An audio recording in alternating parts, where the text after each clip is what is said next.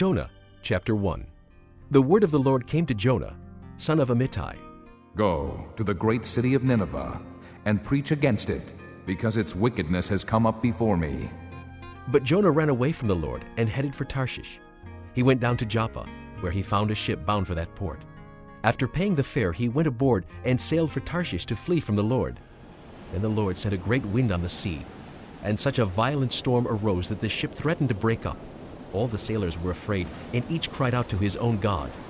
And they threw the cargo into the sea to lighten the ship. But Jonah had gone below deck, where he lay down and fell into a deep sleep. The captain went to him and said, How can you sleep? Get up and call on your God. Maybe he will take notice of us and we will not perish.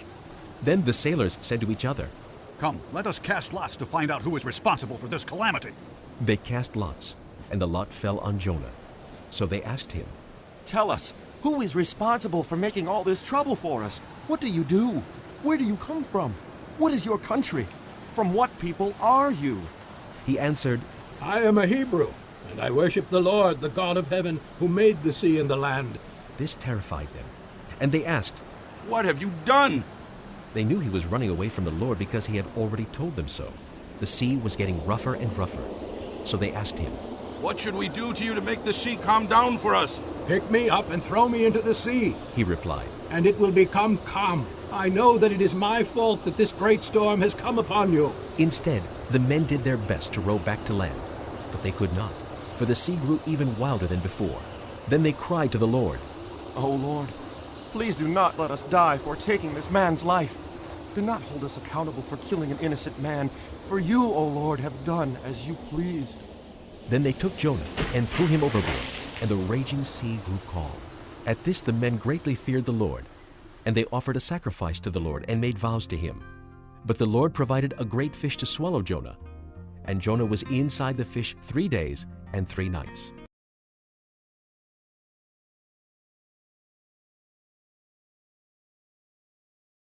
Chapter 2. From inside the fish, Jonah prayed to the Lord his God. He said, In my distress I called to the Lord, and he answered me. From the depths of the grave I called for help, and you listened to my cry. You hurled me into the deep, into the very heart of the seas, and the currents swirled about me. All your waves and breakers swept over me. I said, I have been banished from your sight. Yet I will look again toward your holy temple. The engulfing waters threatened me. The deep surrounded me. Seaweed was wrapped around my head. To the roots of the mountains I sank down. The earth beneath barred me in forever. But you brought my life up from the pit, O Lord my God. When my life was ebbing away, I remembered you, Lord, and my prayer rose to you, to your holy temple. Those who cling to worthless idols forfeit the grace that could be theirs, but I, with a song of thanksgiving, will sacrifice to you. What I have vowed I will make good. Salvation comes from the Lord. And the Lord commanded the fish, and it vomited Jonah onto dry land.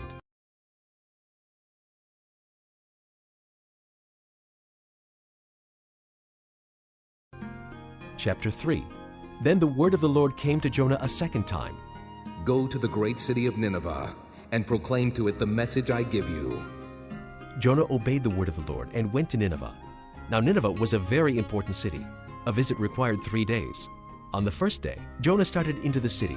He proclaimed, 40 more days, and Nineveh will be overturned. The Ninevites believed God. They declared a fast, and all of them, from the greatest to the least, put on sackcloth. When the news reached the king of Nineveh, he rose from his throne, took off his royal robes, covered himself with sackcloth, and sat down in the dust. Then he issued a proclamation in Nineveh. By the decree of the king and his nobles, do not let any man or beast, herd or flock taste anything. Do not let them eat or drink. But let man and beast be covered with sackcloth. Let everyone call urgently on God. Let them give up their evil ways and their violence. Who knows? God may yet relent and with compassion turn from his fierce anger so that we will not perish. When God saw what they did and how they turned from their evil ways, he had compassion and did not bring upon them the destruction he had threatened.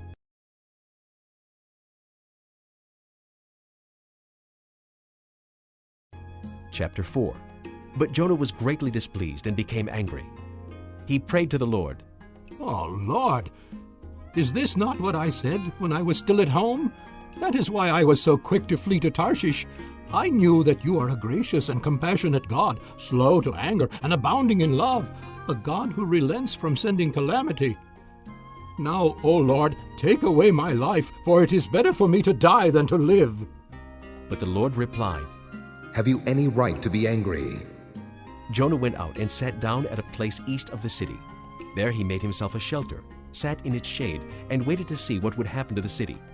Then the Lord God provided a vine and made it grow up over Jonah to give shade for his head to ease his discomfort. And Jonah was very happy about the vine. But at dawn the next day, God provided a worm which chewed the vine so that it withered. When the sun rose, God provided a scorching east wind, and the sun blazed on Jonah's head so that he grew faint. He wanted to die and said, It would be better for me to die than to live. But God said to Jonah, Do you have a right to be angry about the vine? I do. he said. I'm angry enough to die. But the Lord said, You have been concerned about this vine, though you did not tend it or make it grow. It sprang up overnight and died overnight. But Nineveh has more than 120,000 people who cannot tell their right hand from their left, and many cattle as well. Should I not be concerned about that great city?